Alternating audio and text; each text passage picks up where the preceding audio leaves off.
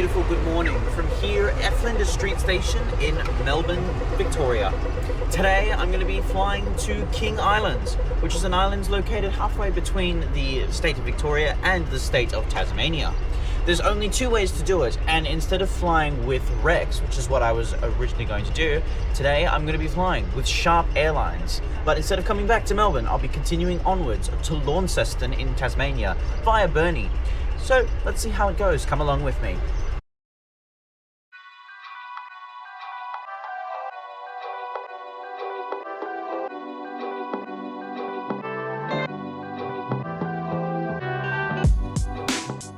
The previous day, I flew to Kangaroo Island with Qantas Link, an incredible experience that ticked off one of my bucket list destinations. But there's another spot that's been also high on my list, for a while now too. Another island, this time being King Island in the Bass Strait. However, instead of flying on a major airline today, I will be travelling with Sharp Airlines instead, a small and not commonly known airline, which I will get to shortly. But for now, it's time to jump in my Uber ride to Essendon Airport. As I have more than likely explained in almost every single video starting in Melbourne, there are 4 airports that serve this city, namely Avalon, Moorabbin, Tullamarine and Essendon, with the latter being the airport solely used by Sharp Airlines. Located approximately 12 kilometres north of the Melbourne CBD and previously serving as Melbourne's main international airport, Essendon Fields Airport began its life as St John's Aerodrome in 1919, becoming Melbourne's first international airport in the 1950s. She handled overseas and domestic flights until major jet aircraft outgrew its restricted size in what's now the middle of the suburbs. In 1971, services shifted to Tullamarine Airport and Essendon transitioned into what we see today. It now only supports corporate and charter flights, emergency services such as the Sikorsky S-64 Skycrane helicopter, freight and regularly scheduled passenger services to the Tasmanian Islands and previously Link Airways to Wollongong. Getting to the airport from the CBD is quite easy with numerous transportation options available, but I would recommend either getting an Uber or using the train, depending on how much time and money you have. Once I had arrived at the airport, I swiftly made my way inside the terminal to check in and obtain my boarding pass. Check-in for Sharp Airlines can be found solely on the left-hand side of the building. This morning, check-in was super easy and done very quickly and efficiently, taking mere minutes to complete. It's worth noting that since I was only going to King Island for the day, I did not have any checked luggage. However, regardless if I did or not, almost all luggage must be checked in, as the space under the seats is quite tight and there are no overhead bins, which we shall see soon. After check-in was complete, I decided to explore the terminal. There is a decently sized waiting area filled with seats, workbenches and massage chairs. There are also vending machines and communal toilets available too, which I recommend using prior to boarding. Continuing down the corridors, there are more offices and plaques talking about the history of this airport, which was very fascinating to read about, and it's where I got the majority of my information.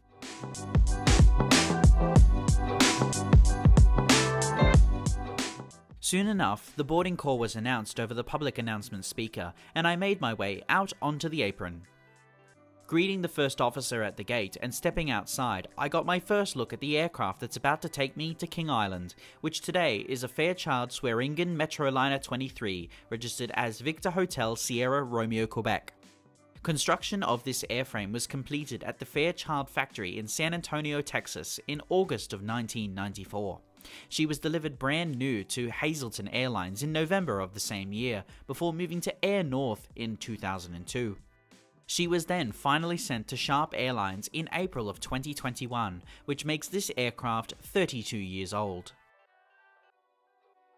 Sharp Airlines' Metro 23s all have the exact same configuration, with 19 standard seats in a 1-1 layout, with the final row having 3 abreast.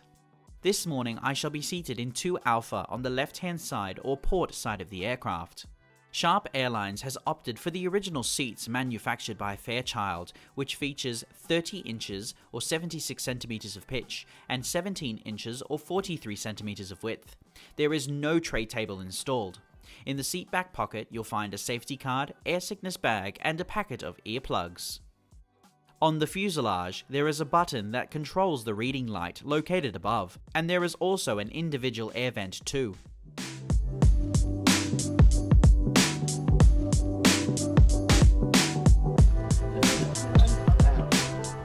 Soon the engines fired up on stand 24, right on time.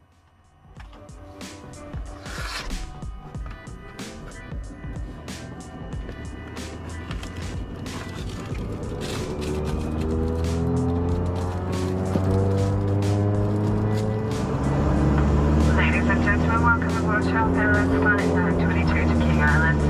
My name is Alicia Steele and I'm your first officer, and this aircraft is under command of Captain and Starfish Schwartz. I'm now going to inform you of the safety features on board this aircraft, so I do ask for your full attention. In the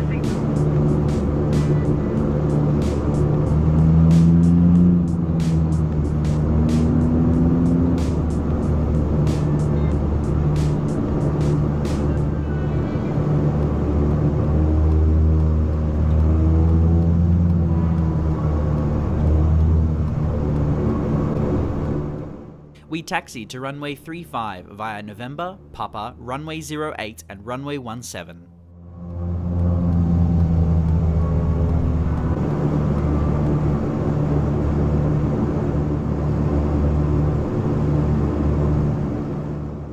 Truck 922, enter runway 26, turn left and hold short runway 35.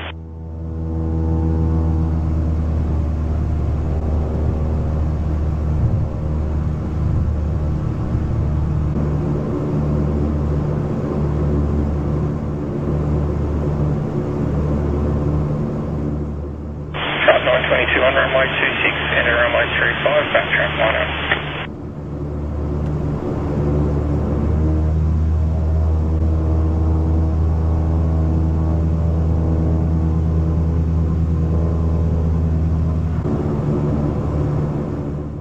Now please enjoy this unedited takeoff.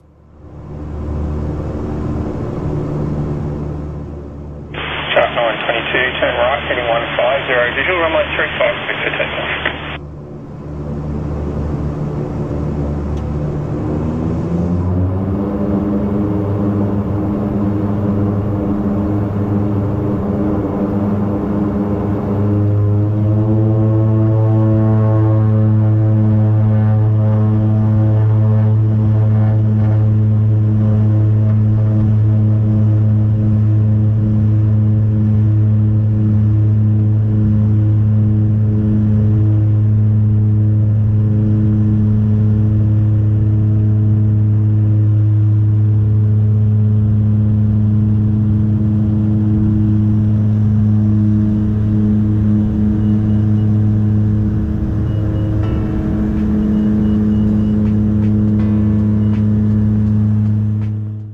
After takeoff, we spun around to the right over the northern suburbs, which set up our southerly course for King Island.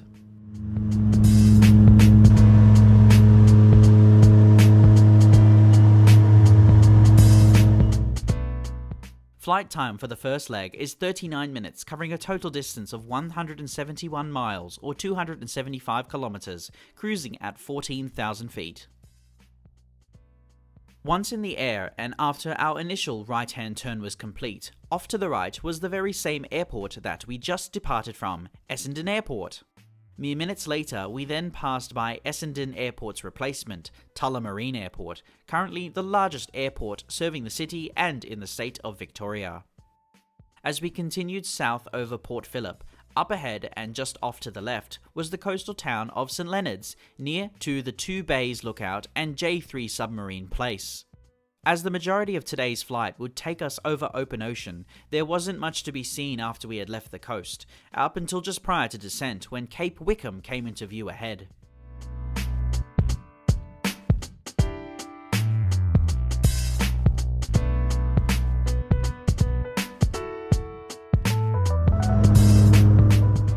Soon we commenced our descent into King Island.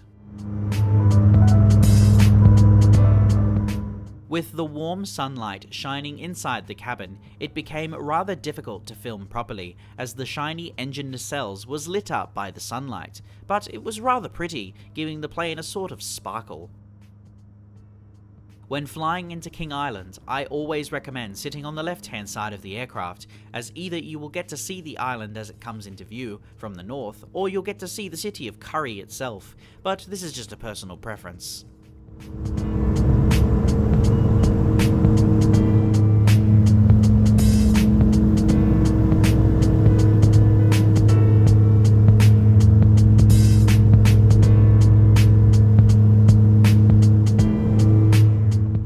Now please enjoy this unedited landing.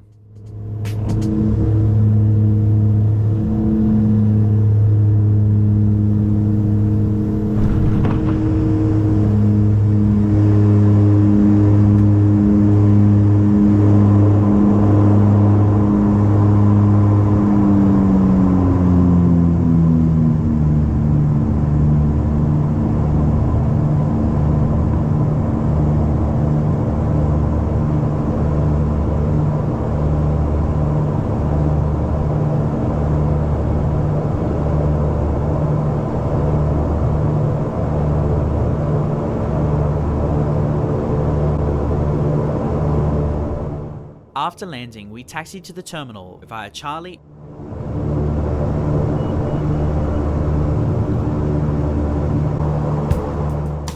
We pulled in onto stand 2 Alpha 7 minutes behind our scheduled arrival time.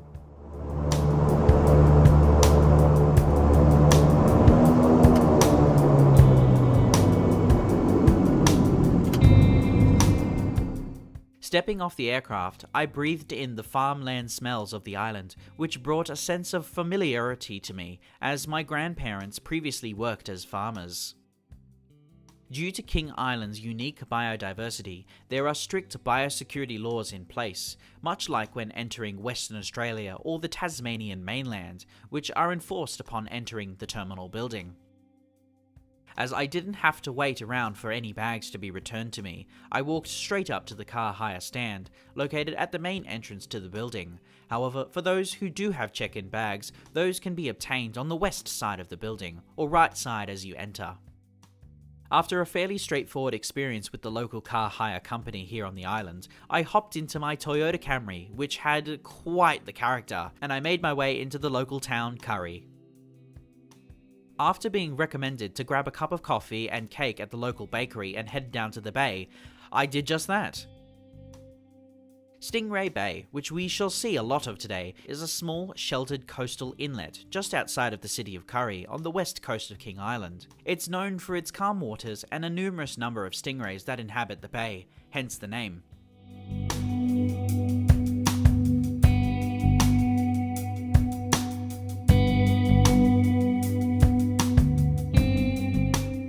I was then told to head up to the lighthouse to get a good view of the bay itself, and Curry too, as well as to check out the museum. Now obviously, with a short trip like this, I'd recommend not going too far from the airport. However, with the longest possible drive time on the island being over 1 to 1.5 hours each way, it's not that hard to go too far. Stingray Bay is, in my opinion, a lovely little spot situated behind the breakwater. It is considered to be one of the most fascinating areas along the coast, at least among locals. Personally, I find the sinking of the British merchant ship Blencathra in 1875 to be the most interesting sight here. Located on the southern shore of the bay, there is also a small boathouse, which I had no clue existed until I got here. It's a rather unique and distinctive local landmark, and it's not a commercial restaurant in the usual sense, but a quirky communal-run boathouse venue with a lot of character. I spent well over an hour in the boathouse, chatting with some locals who turned up about 10 minutes after I had arrived. Crayfish, or more accurately, the southern rock lobster, is a staple on King Island, because the island sits in the cold, nutrient-rich waters of Bass Strait. Like the island's famous beef and dairy, crayfish has become central to its food identity, featured in local restaurants and sold fresh to visitors, which I was recommended to try, in the form of a pie by the local car hire company. I then decided to visit the King Island cheese factory, which unfortunately I didn't realise was closed at the time. Now, why King Island of all places did they decide to set up a cheese factory? Well, this is actually thanks to the island's clean air, the rich pastures, and mild marine climate, which is a prime spot for dairy production, which the island has taken full advantage of. Since 1892, the island has pumped out high-quality cheeses, which can be found in practically every local supermarket in the country, and are among my favourite brands to choose from. Deciding to make the most of my time at the factory, I had a quick wander around the facility, taking in what information I could find. With roughly 35 minutes until engine start, I quickly made my way back to the airport to check in. King Island Airport, located in the township of Curry, is the sole air connection available to the island. There are currently 3 airlines that serve the airport: Sharp Airlines, Regional Express or REX, and most notably King Island Air. Upon returning to the airport, I made my way back inside to check in for my flight to Launceston. Check-in for Sharp Airlines is found on the far right-hand side of the building, on the left, with only a single lane available. Check-in was super easy, but honestly not the most friendly. The check-in agent seemed very stressed and was not super interested in having a chat with me. No matter, I grabbed my boarding pass and made my way back to the waiting area. There is no security checkpoint currently operating here at King Island Airport. By the baggage reclaim point, there is also what is believed to be the first car that was ever brought to King Island, which is a 1912 Vulcan. During check-in, we were recommended to use the bathroom and buy any snacks from the vending machines provided, as there are no facilities on board. Looking outside and waiting on stand is the aircraft about to take me to Launceston, which today is yet another Fairchild Swearingen Metroliner 23, this time registered as Victor Hotel Sierra Romeo uniform. Construction of this airframe was also completed at the Fairchild factory in San Antonio, Texas, this time in 1988. Her history prior to 2022 is rather grey and not very well known, but she was sent to Sharp Airlines in June of 2022, which makes this aircraft 38 years old. Boarding commenced shortly thereafter in no particular order at Gate 1. Greeting today's pilots, I stepped on board the aircraft promptly. Sharp Airlines' Metroliners, like I said before, all have the exact same configuration, with 19 standard seats in a 1-1 layout, with the final row having a 3 abreast configuration. This afternoon I shall be seated in 8 Alpha on the left-hand side or port side of the aircraft. Sharp Airlines has opted for the original seats manufactured by Fairchild, which feature 30 inches or 76 centimeters of pitch and 17 inches or 43 centimeters of width. There is no tray table installed. On the back of the seat in the seat back pocket, you'll find a standard safety card, an air sickness bag, and a packet of earplugs. On the fuselage, there is a button which controls the reading light located above, and there is also an individual air vent up there too.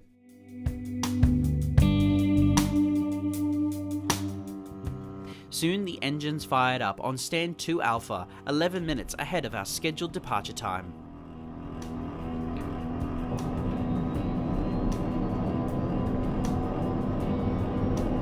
Good afternoon, ladies and gentlemen. I'm aboard Shotgun 1897 through to Wynyard, to Launceston by Wynyard. My name is Cameron. Clean up your first officer this afternoon. The entire duration of the flight, as indicated by the flight signal sign, leave the cockpit. Catch figure flight today, you'll hear them.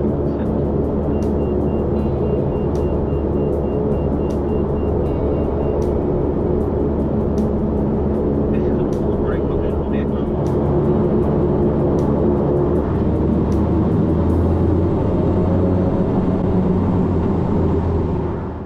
We taxied to runway 10 via Charlie and runway 28.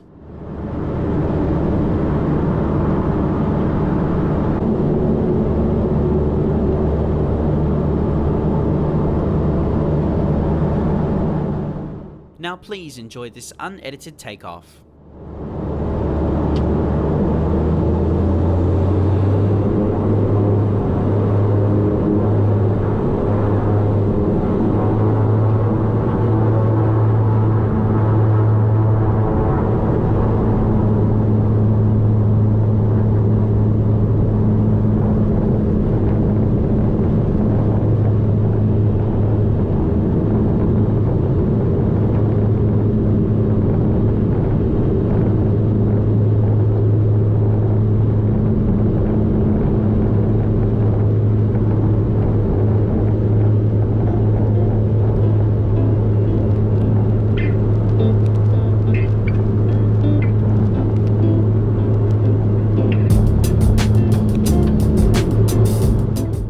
After takeoff, we turned right over Fraser Road, which set up our southeasterly course for Burnie.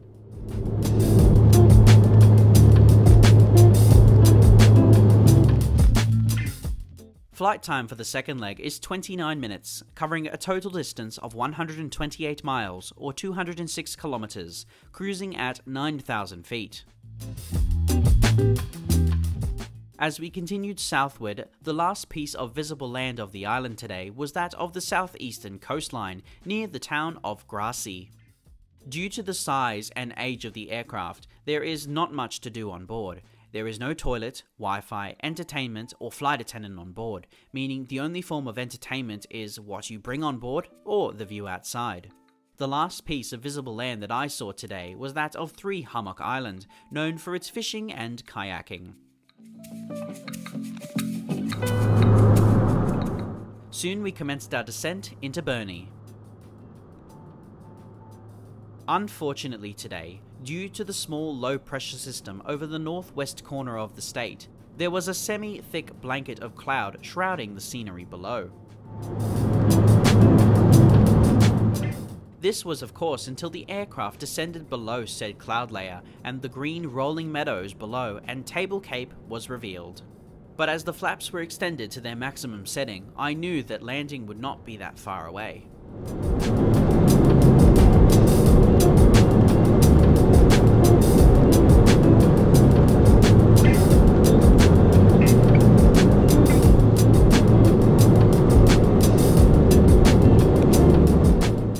Now please enjoy this unedited landing.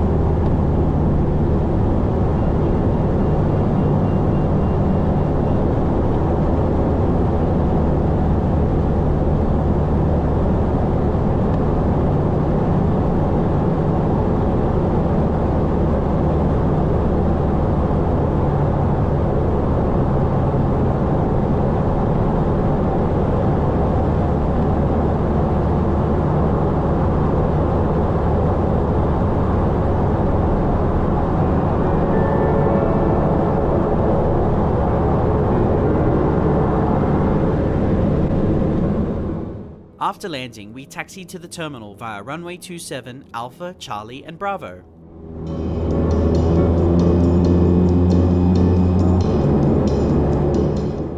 We pulled in onto stand 5, 6 minutes ahead of our scheduled arrival time.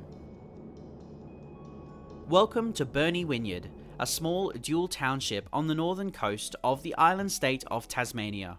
These neighbouring towns serve as an important coastal hub for Tasmania's northwest development, including primary hubs for the export of timber materials and paper products. Centred around the Inglis River, this region may feel quiet and laid back today, but it carries a proud working history and a strong connection to both the sea and the land. The airport, which is located in the suburb of Wynyard, serves as the gateway to the famous stunning Cradle Mountain, as well as the big home to the Little Penguin Observation Centre. Unfortunately, as I would not be staying in Burnie this time, it's now time for me to continue onward to Launceston.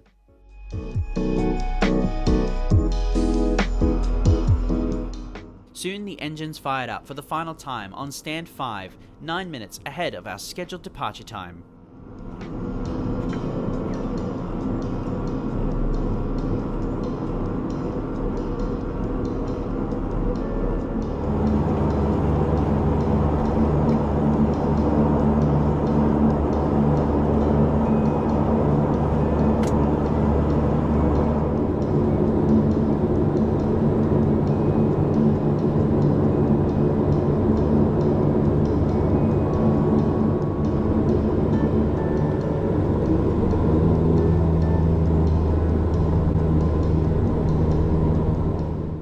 We taxied to runway 09 via Bravo, Charlie and Alpha.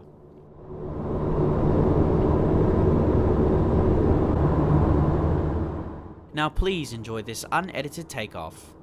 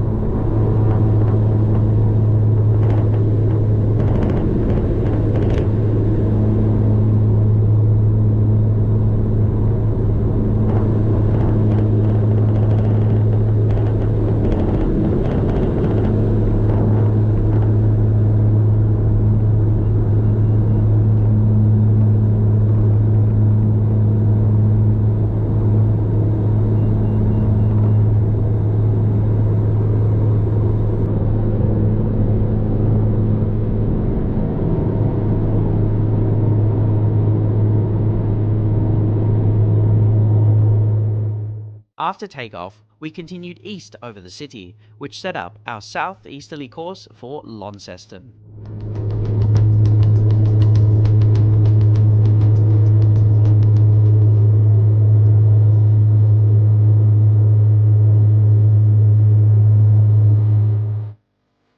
Flight time for the third and final leg is 22 minutes, covering a total distance of 98 miles or 157 kilometers, cruising at 9,000 feet.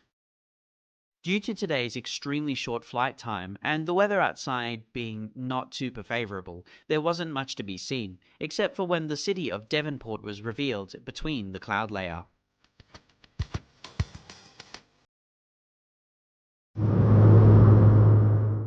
Soon we commenced our descent into Launceston.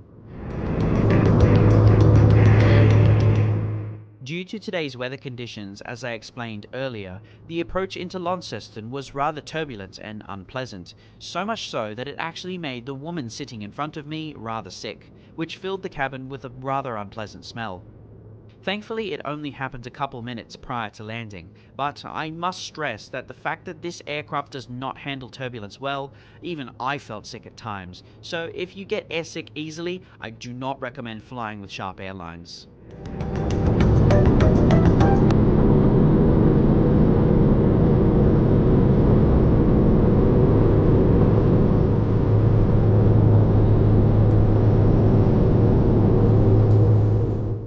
Now please enjoy this unedited landing.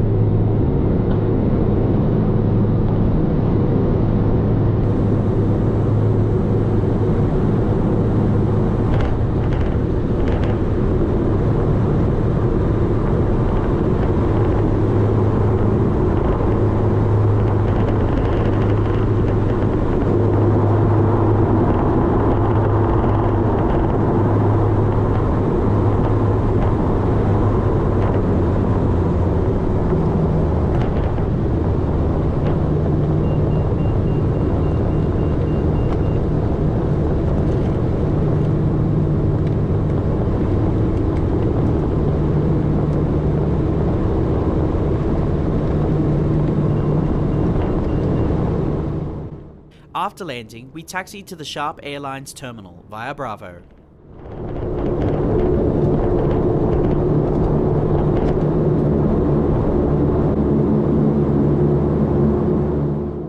We pulled in onto stand 1, 10 minutes ahead of our scheduled arrival time.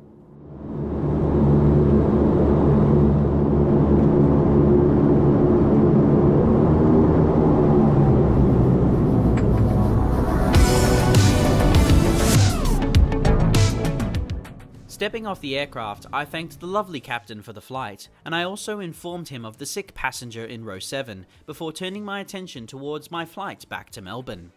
So, I just flew with Sharp Airlines on a Metroliner between Essendon and Launceston with a stop in King Island.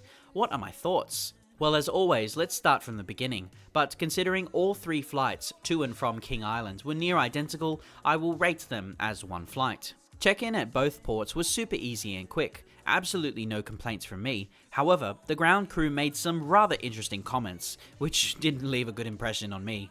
On board, the seats were comfy for these short 30-minute sectors, but they do not recline nor do they have a tray table, though I don't think you'd really need one.